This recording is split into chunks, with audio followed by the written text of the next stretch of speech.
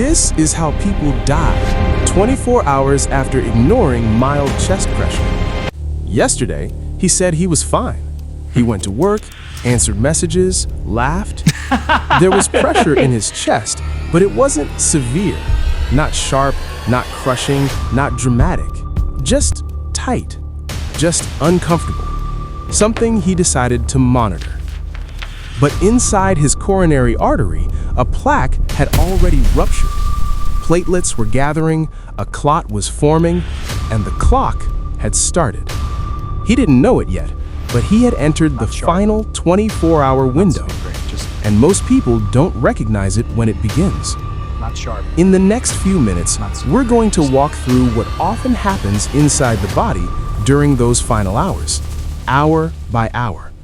Because what feels manageable today can become irreversible tomorrow.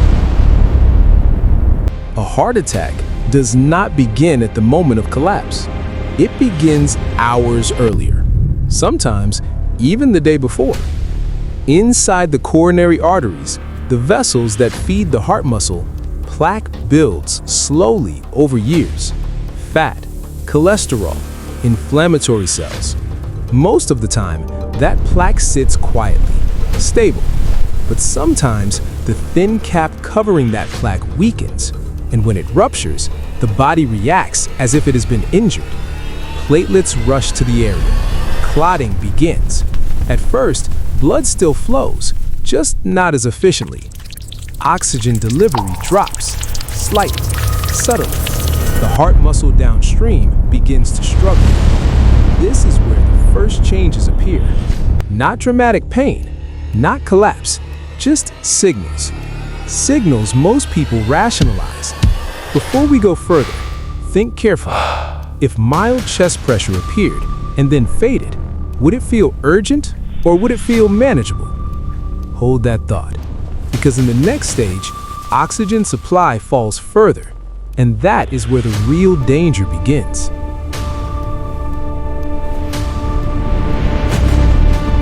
"24 to 12 hours before collapse, the artery is not fully blocked.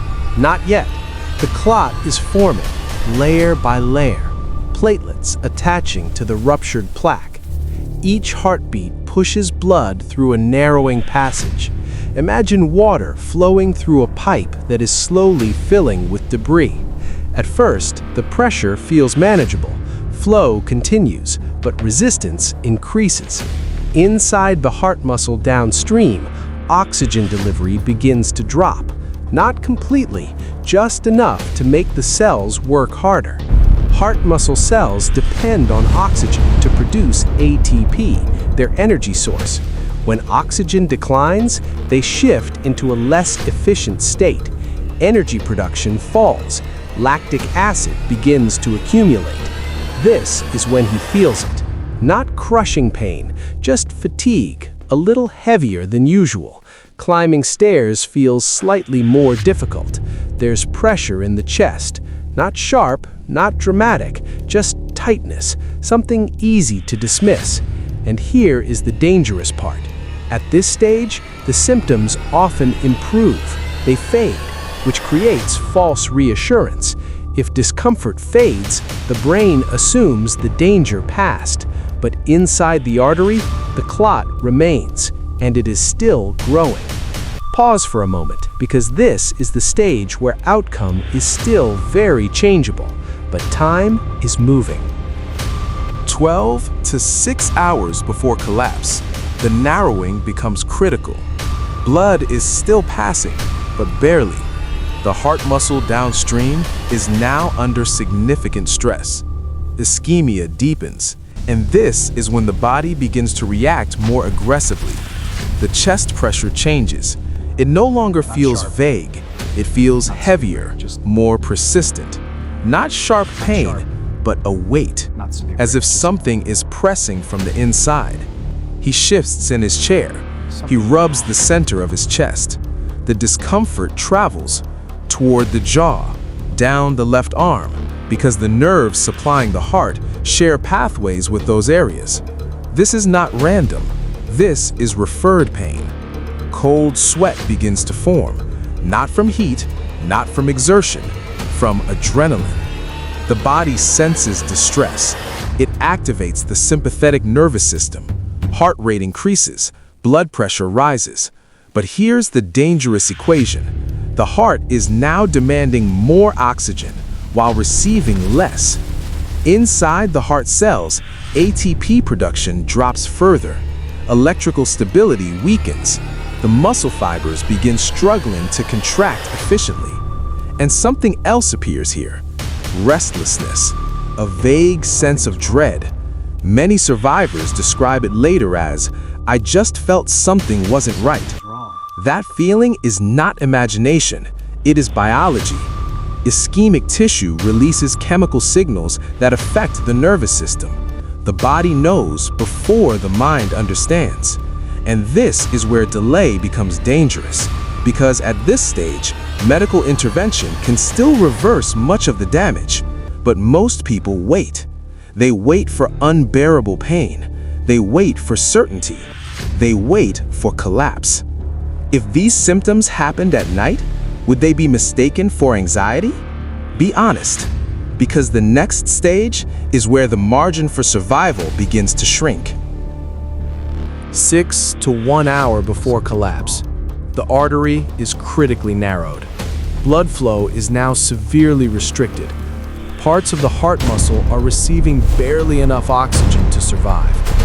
The chest pressure changes again. It is no longer intermittent, it lingers. Breathing feels more difficult. Not dramatic gasping, just effort. He sits still, then stands, then sits again. There is restlessness now, a quiet panic without a clear reason. And then something deeper appears, a sense of impending doom. Many patients describe it later, if they survive, an unexplainable awareness that something is wrong. This is not psychological fear. It is physiological distress. The heart muscle, deprived of oxygen, releases metabolites. Pain signals intensify. The autonomic nervous system becomes unstable. Sweating increases. Nausea worsens. The electrical system of the heart begins to struggle. And this is critical, because the heart does not just pump, it conducts electricity. Oxygen-starved tissue cannot conduct properly. Electrical impulses travel unevenly, irritably. The risk of dangerous arrhythmias rises sharply. Ventricular tachycardia, ventricular fibrillation. The heart becomes vulnerable to chaos. And here is the narrow truth.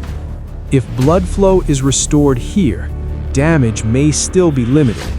But if it is not, the next stage is irreversible. Pause for a moment. If someone near you felt this combination, pressure, sweating, breathlessness, dread, would you tell them to wait, or would you tell them to go? Because the next phase is where muscle begins to die. The final hour begins when the clot completes the blockage. Blood flow stops completely. No oxygen reaches the portion of heart muscle supplied by that artery. Within seconds, energy production collapses. ATP levels fall rapidly. Without ATP, the heart cells cannot maintain their structure. Calcium floods into the cells. Cell membranes begin to fail. The muscle fibers lose integrity, and the clock accelerates. After just a few minutes without oxygen, irreversible injury begins. This is myocardial infarction. Heart muscle cells are dying, and heart muscle does not regenerate. Every minute now means more tissue lost, more pumping strength gone. But there is another danger here: electrical collapse. Oxygen-starved tissue conducts chaotically. If ventricular fibrillation begins, the heart does not pump. It quivers. Blood flow to the brain stops. Loss of consciousness can occur within seconds. From the outside, it looks sudden, unexpected. But inside, this has been building for hours, sometimes longer. This is why delay changes outcome. Not because the event is random, but because the window was missed. If intervention happens here, survival is still possible. But if not, the damage becomes permanent. And this is where many stories end. Not because there were no signs, but because the signs did not feel urgent. Let this sink in. The body had been speaking for 24 hours, and it was heard too late. Not every heart attack follows this exact timeline. Not every case is predictable, but many fatal ones share something in common. Delay. Delay in recognition. Delay in response. Delay in action. The tragedy is rarely sudden onset. It is hesitation. Fatigue that felt harmless. Pressure that felt manageable. Sweating that felt like stress. Symptoms that whispered instead of screamed. And when symptoms whisper, the mind looks for comfortable explanations. Indigestion, anxiety, exhaustion. But physiology does not negotiate. Oxygen either reaches the heart muscle or it does not. Time either works in your favor or against you. If this video made you think about a moment you once dismissed, don't ignore that reflection. And if understanding how the body signals danger before it becomes irreversible matters to you, subscribe to Human Health Files. This channel exists to explain what the body is doing before it's too late. Before you leave, tell me in the comments, which stage surprised you the most? The subtle beginning or the final electrical collapse? Your answer may help someone else recognize what they're feeling, because weakened arteries rarely fail without warning. The body speaks first. The question is, are we listening?